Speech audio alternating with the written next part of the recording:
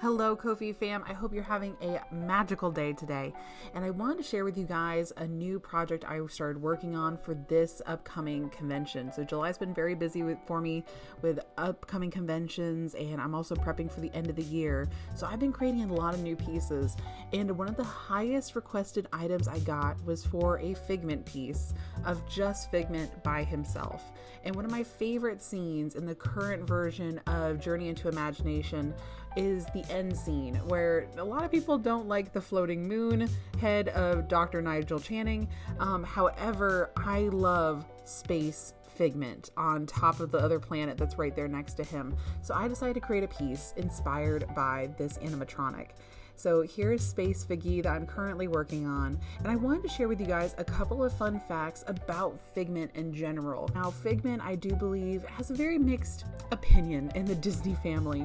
Some people love him and some people hate him, and I feel like there's no good in between.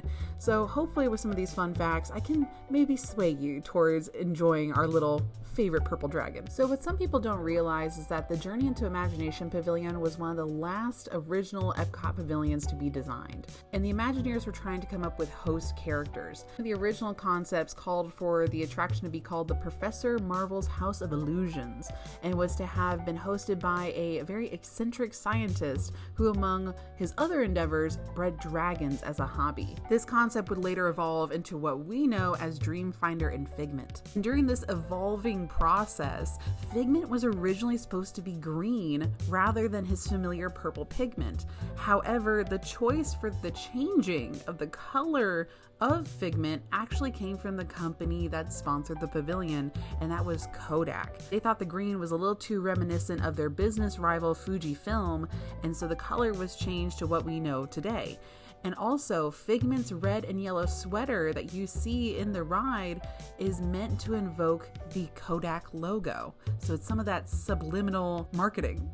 Now, Figment also has a very special place in the heart of Epcot because for the first 2 years of the park being open, he was the only walk-around character along with Dreamfinder in the park because, for a fact, Mickey Mouse was banned from Epcot. Even in September of 1981, it was declared, well, the Miami Herald announced that after talking with Disney officials, it was announced that with the opening of Epcot Center next fall, Disney officials hope to launch an entirely new generation of lovable, laughable characters. To that end, they have banned Mickey Mouse from the elaborate new theme park and declared it its own dominion of new characters.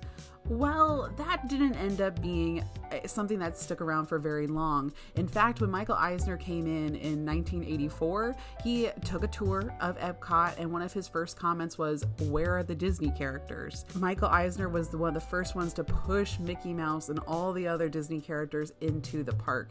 And that's where we started to see a lot of very bizarre shows and interactions using the Disney characters because of Michael Eisner, which is very cool to see, but that's why we had some very interesting entertainment options in the late 80s. But with that being said, Figment and Dreamfinder were the ones supporting the park for the first 2 years of Epcot being open.